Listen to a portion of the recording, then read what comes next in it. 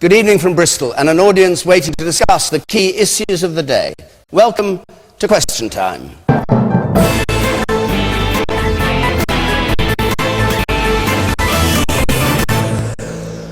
And with me here in Bristol, Francis Maude, Cabinet Office Minister and Paymaster General, who chairs the government's Efficiency and Reform Group.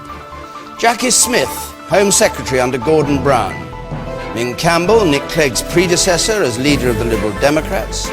Mehdi Hasan, Senior Political Editor of the New Statesman and the Director of the Centre for Social Cohesion, the neoconservative author Douglas Murray.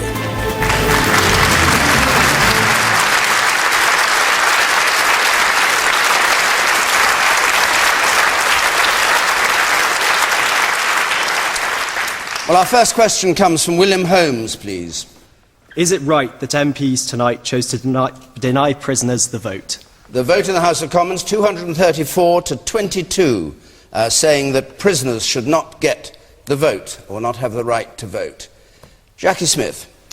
Well, I think it probably was, yes. If I had still been in Parliament, I think I would have voted with the motion put forward by David Davis and Jack Straw, which of course had two parts to it. One on the substance of the issue, and I do still think that having been convicted of something serious enough to put you into prison is justification for the removal of your rights to vote during the course of the time that you're in prison. And of course the second part of the motion was also about allowing Parliament to have a say on something that is an important part of domestic policy, putting forward the views of Parliament in the face of a decision which many people find quite difficult to understand. You were Home Secretary. Why didn't you sort it out when you were Home Secretary? Well, of course, what was happening was the case back in 2005 where John Hurst first brought his demand to vote, and there was the ruling from the European Court that he should be allowed to have the right to vote. Frankly, both within government and I think within the general public and I think within Parliament, most people thought that they didn't want to go forward with that. And frankly, David, I think it was a bit of consulting to try and find a way through it and a bit of good old-fashioned putting it into the long grass because it was not something that we wanted to do. And I don't necessarily think that that's a bad thing. Mehdi Hasan. I disagree with Jacqui. I'm rather embarrassed that only 22 MPs voted to give some prisoners or prisoners the right to vote. Dostoevsky said 200 years ago that you can judge how civilized a society is by how it treats its prisoners. And on those grounds, I think we're rather uncivilized. We build rather large prisons which then turn into overcrowded drug dens. We send people to prison in horrible conditions where 1 in 4 prisoners is in a prison cell doubled up with another prisoner where there's only one bed. There were 24,000 self-harming incidents last year. What's that got to do with voting? Well, I'll come to it. The suicide rate is 5 times the non-prison average. We send these people to prison where they have horrible conditions and we encourage them in no way to rehabilitate properly. They come out and re-offend. Is it too much to ask that when they come out, we should be encouraging them to come out as active citizens? And Jacqui says that they're serious enough to be put in prison, therefore we should take away their right to vote. Well, I question that premise. There are a lot of people in prison who shouldn't be in prison. Yeah, people with drug problems. A woman last week... No, it's not a different argument, Jacqui. A woman last week was sent to prison in Northern Ireland for shoplifting, a £10 pair of jeans for 3 months. I don't believe it's proportionate to take away her right to vote in an election on that basis. Sorry. No, but she probably shouldn't have been sent to prison. That's the point there. Well, exactly, but she is, and now she's lost her right to vote. The woman there, 2 in from the gangway, you man. I work as a support worker in Bristol, and I see a lot of people that go to prison because for their whole lives they felt completely disenfranchised from our society. What kind of message does it send to the people in prison that they can become active citizens whose votes are valued when they come out? Right. Douglas Murray. I don't agree. The man who brought this case to Strasbourg, John Hurst, was sent to prison for bludgeoning an old lady to death. The European Court of Human Rights decided his human rights had been violated by not having the right to vote. I think he violated every imaginable right of the woman who he bludgeoned to death and still isn't sorry for. I think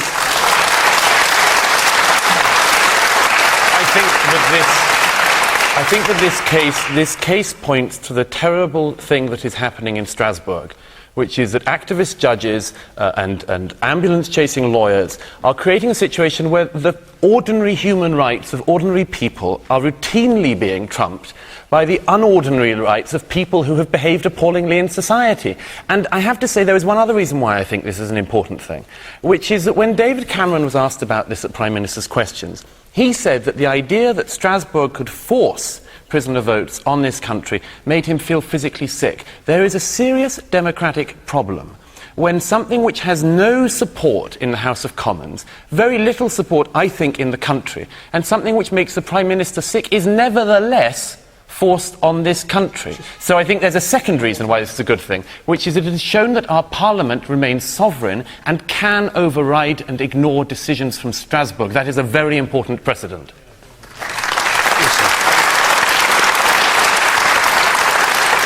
Man in the second row from the back there. Yep. Isn't there a wider question here about the UK picking and choosing which parts the ECHI implements, and where we go from there? Francis Maude. Well, I think on the original question, I think it's very unsatisfactory that we're being put in this position where Parliament is being expected to vote on something where a majority of members of Parliament, as the vote tonight demonstrated, would not vote for it, and where a lot of people... What's wrong with having a vote on it if people...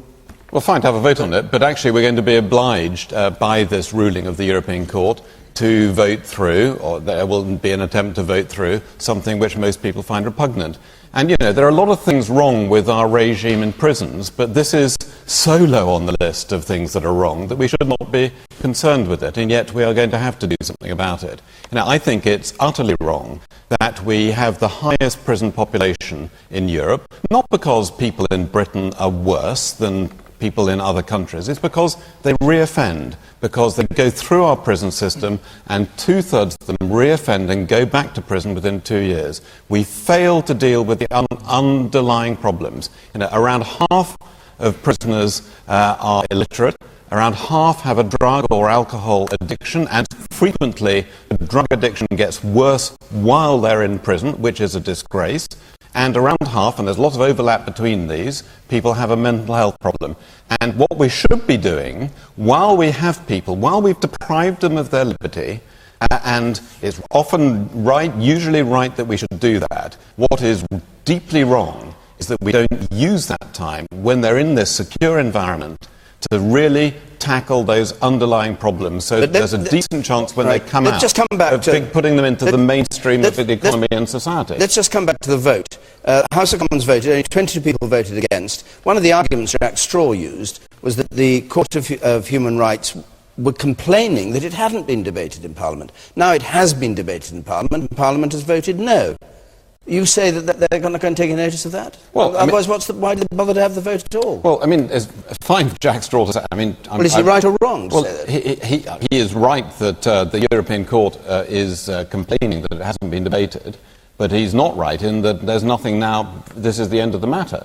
And it's all very well for Jack to complain about it, but he was Home Secretary and then he was Justice Secretary when this issue was coming around. What did Jack Straw do about this? No, but that isn't my question. But he didn't give votes to prisoners, which is what the majority of parliamentarians don't want. But Jackie, I think you put it very honestly when you said the last government just kicked this into the long grass. The point about not facing up to difficult issues, putting the long grass, eventually that grass gets mown and somebody has to pick it up and deal with it. The point I want to put to you is much simpler, and it comes from the judgment in 2005 by the court, which said there's no evidence Parliament has ever, I'm quoting it, ever sought to weigh the competing interests or assess the blanket ban.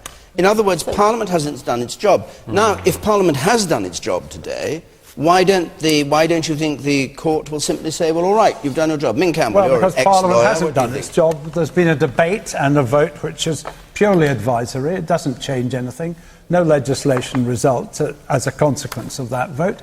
And it's very important to understand what the European Court was saying. It was saying it was wrong to have a blanket policy.